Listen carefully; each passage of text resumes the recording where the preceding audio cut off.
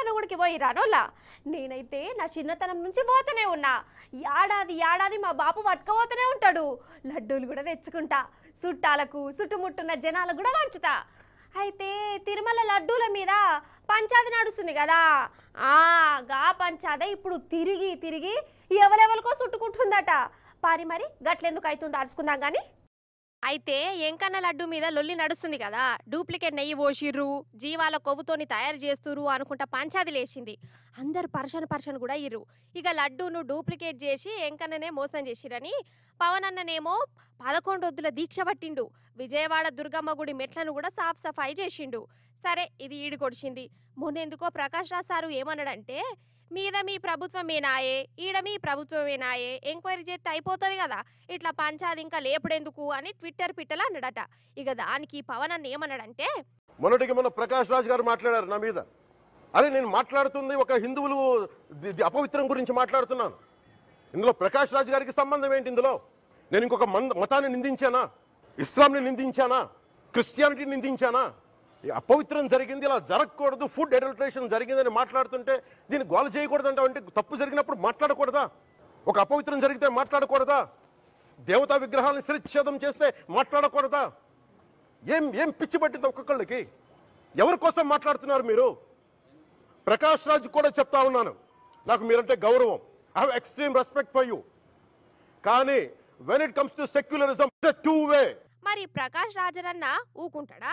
ఆయనే మాట కూడా ఇనుర్రి. శ్రీ పవన్ కళ్యాణ్ గారు, నేను ఇప్పుడే మీ ప్రెస్ మీట్ని చూశాను. నేను చెప్పిందేంటి, మీరు దాన్ని అపార్థం చేసుకుని తిప్పుతున్నదేంటి? నేను ఇప్పుడు విదేశాల్లో షూటింగ్లో ఉన్నాను.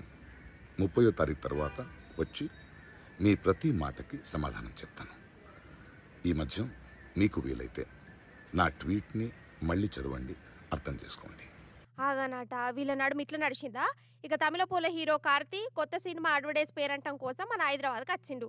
ఇక ఆ పేరంటంలా యాంకరు లడ్డూ కావాలన్న నాయన అని ఏమో పరాష్కం చేసినట్టున్నది. కార్తన్న ఏమన్నాడో ఇనుర్రి. లడ్డు కావాలా నాయన? ఇంకో లడ్డు కావాలా నాయన? ఇప్పుడు లడ్డు గురించి మాట్లాడకూడదు, సెన్సిటివ్ టాపిక్, మనకు వద్దు అది. నవ్వుకుంటున్నాడు కదా. ఇక ఇది పవన్ అన్నది ఆంకపోయింది. ఏమన్నాడంటే, ఫిల్మ్ ఇండస్ట్రీ కూడా నేను తెలియజేస్తా ఉన్నా, దీని మీద మీరు మాట్లాడితే మద్దతుగా మాట్లాడండి, లేదంటే మౌనంగా కూర్చోండి. అంతేగాని మీ మాధ్యమాల ద్వారా అపహాస్యం చేస్తే మటుకు ప్రజలు మిమ్మల్ని ఎవరు క్షమించరు. ఎందుకంటే చాలా డీప్ పెయిన్ ఇది. మీరు లడ్డు మీద జోక్లు వేస్తున్నారు. నేను ఒక సినిమా ఫంక్షన్లో కూడా చూశాను, laddu is a sensitive issue అని. Don't you ever say that. Don't you ever try dare to say that please. ఆగానట ఇక పవన్ అన్న ఇట్లా అనుడుతోనే కార్తన్నకు కన్ఫ్యూజ్ అయినట్టున్నది. అసలు నేను గంతగనం ఏమన్నా అబ్బా అని జరిసేపు ఆలోచనలో పడచ్చు. సరే పట్టు తప్పైతే స్వారీ చెప్తున్నా అని కూడా అన్నాడు. ఇక కాడుతోళ్ళన్న సూర్య కూడా, మా తమ్ముడు పరాష్కం ఆడు నాకు కూడా నచ్చలే, అట్లా పరాష్కం ఆడినందుకు నేను కూడా నీ లెక్కనే 3 రోజుల దీక్ష పడతా అని పవన్ అన్నకు చెప్పుకొచ్చిండట. ఏదో సినిమాలో చెప్పినట్టు హీరో విలన్ తన్నుకొని కమెడియన్ మీద పడ్డట్టు రాజకీయ లీడర్ల నడుమ పుట్టిన ఈ లడ్డు పంచాది పోయి సినిమాల మీదకి వచ్చిందన్నట్టు. అయితే ఈడ ఇంకోటి చెప్పాలి, తిరుమల లడ్డు మీద గింతలు అవుతున్నా, ఎన్నిగనం పంచాదులు అవుతున్నా, కల్తీ అని సాటింపులేసిన లడ్డూలు కొనేటోళ్ళు మాత్రం వెనకకు పోలేదోళ్ళ. కొవ్వు కలిపిరు, కల్తీ చేసిరని పంచాది నడిచిన డిమాండ్ ఇంకా పెరిగింది. ఈ 4 వద్దులనే 14 లక్షల లడ్డూలు అమ్ముడుపోయినాయట. ఇదొక రికార్డ్ అంటూరు. విధి ఆడిన వింత నాటకం అంటే గిదే కావచ్చని చెప్పుకుంటారు వాళ్ళ భక్తులు.